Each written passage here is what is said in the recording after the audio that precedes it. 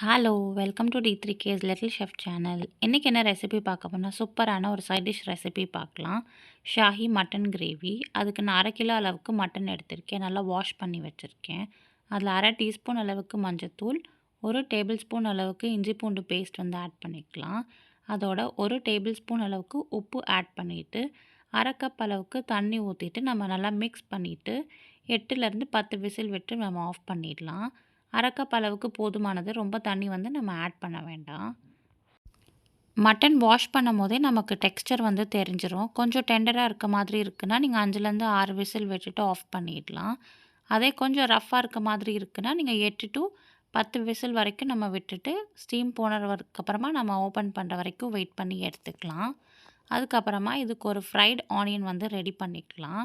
அதுக்கு நல்லா எண்ணெய் ஊற்றிட்டு ஒரு வெங்காயத்தை இந்த மாதிரி ஸ்லைஸ் பண்ணிவிட்டு நான் ஆட் பண்ணிக்கிறேன் எண்ணெயில். ஹை ஃப்ளேமில் வச்சு இந்த மாதிரி கருகாமல் கோல்டன் ப்ரௌன் வர வரைக்கும் நம்ம ஃப்ரை பண்ணி எடுத்துக்கலாம்.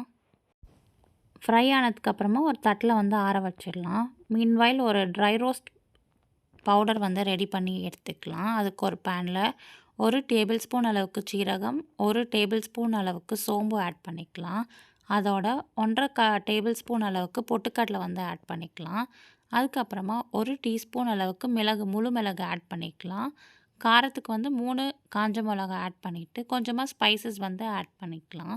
பட்டை, லவங்கம், ஏலக்காய், அன்னாசி பூ எல்லாம் ஆட் பண்ணிவிட்டு மீடியம் ஃப்ளேமில் வச்சு நல்லா ட்ரை ரோஸ்ட் பண்ணி எடுத்துக்கலாம். அதோட 2 டேபிள் ஸ்பூன் அளவுக்கு தனியா வந்து ஆட் பண்ணிக்கலாம். கொஞ்சம் ரோஸ்ட் ஆனதுக்கப்புறம் நம்ம தனியா ஆட் பண்ணிக்கலாம். ஏன்னா தனியா வந்து டக்குன்னு ரோஸ்ட் ஆகிடும். இப்போ மீடியம் ஃப்ளேமில் வச்சுட்டு ஸ்லைட் கோல்டன் வர வரைக்கும் நம்ம ரோஸ்ட் பண்ணி எடுத்துக்கலாம். இப்போ நம்ம போட்ட பொருட்கள் எல்லாமே நல்லா ரோஸ்ட் ஆகிடுச்சு. இதை ஒரு மிக்ஸி ஜாரில் வந்து ட்ரான்ஸ்ஃபர் பண்ணிவிட்டு ஆல்ரெடி நம்ம ஃப்ரைட் ஆனியன் வந்திருக்கு இல்லையா, அதையும் நம்ம ஆட் பண்ணிக்கலாம்.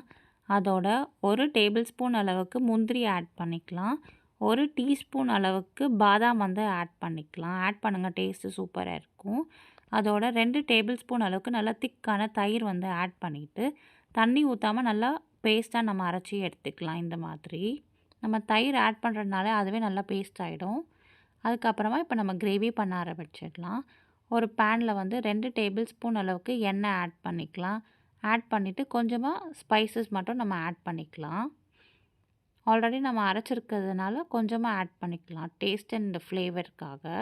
அதுக்கப்புறமா ஒரு வெங்காயத்தை வந்து இந்த மாதிரி ஸ்லைஸ் பண்ணி வச்சுருக்கேன். அதை ஆட் பண்ணிவிட்டு ட்ரான்ஸ்லூசன்ட் வரைக்கும் நம்ம ஃப்ரை பண்ணி எடுத்துக்கலாம். சாட்டே பண்ணிவிட்டு வெங்காயம் வந்து ஒரு மீடியம் ஃப்ளேமில் ஒரு 5 மினிட்ஸ்க்கு குக் ஆனால் போதும்.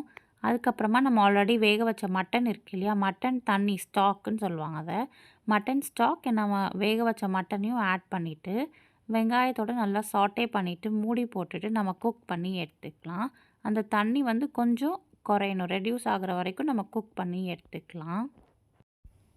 இப்போ பார்த்திங்கன்னா மட்டன் ஸ்டாக் வந்து நல்லா குறைஞ்சிருக்கு. இப்போ நம்ம ஆல்ரெடி மிக்ஸி ஜாரில் வந்து அரைச்சிருக்க பேஸ்ட்டை வந்து ஆட் பண்ணிவிட்டு நல்லா சாட்டே பண்ணி எடுத்துக்கலாம். ஸோ தட் அந்த மிக்ஸ்சர் எல்லாமே மட்டனில் நல்லா கோட் ஆகி நல்லா குக் ஆகும். அதுக்கப்புறமா 1 டீஸ்பூன் அளவுக்கு காஷ்மீரி மிளகாய்த்தூள் வந்து ஆட் பண்ணிக்கலாம் கலருக்காக.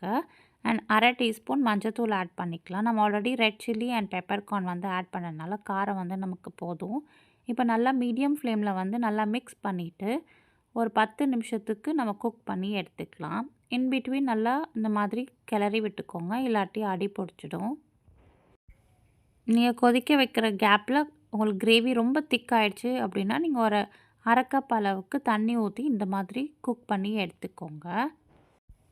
இப்போ பார்த்திங்கன்னா நம்ம போட்ட மசாலா வந்து நல்லா பிளெண்ட் ஆகி மட்டனோட ஜெல் ஆகி குக் ஆகிடுச்சு. அதோட ஃப்ரெஷ்ஷான கொஞ்சமாக கொத்தமல்லி இலை வந்து மேலே வந்து கார்னிஷ் பண்ணிவிட்டு ஃப்ளேம் ஹையில் வச்சு ஒரு 1 மினிட் நல்லா கொதிக்க விட்டுட்டு நம்ம ஃப்ளேம் வந்து ஆஃப் பண்ணிடலாம். பார்க்குறதுக்கே அவ்வளோ யம்மியாகவும் சூப்பராகவும் இருக்குது. அவ்வளோதாங்க, அட்டகாசமான ஷாஹி மட்டன் கிரேவி ரெடி. இதை வந்து நீங்கள் புலாவ், தேங்காய் பால் சாதம் ஆர் இட்லி, தோசை, சப்பாத்தி, நான்கெல்லாம் சைட் டிஷ்ஷாக சாப்பிடலாம். டேஸ்ட் வந்து சூப்பராக இருக்கும். இந்த வீடியோ உங்களுக்கு பிடிச்சிருந்துச்சுன்னா லைக் பண்ணுங்கள், ஷேர் பண்ணுங்கள், சப்ஸ்கிரைப் பண்ணுங்கள் அண்ட் கண்டிப்பாக ட்ரை பண்ணிவிட்டு கமெண்ட்டில் சொல்லுங்கள். தேங்க்யூ.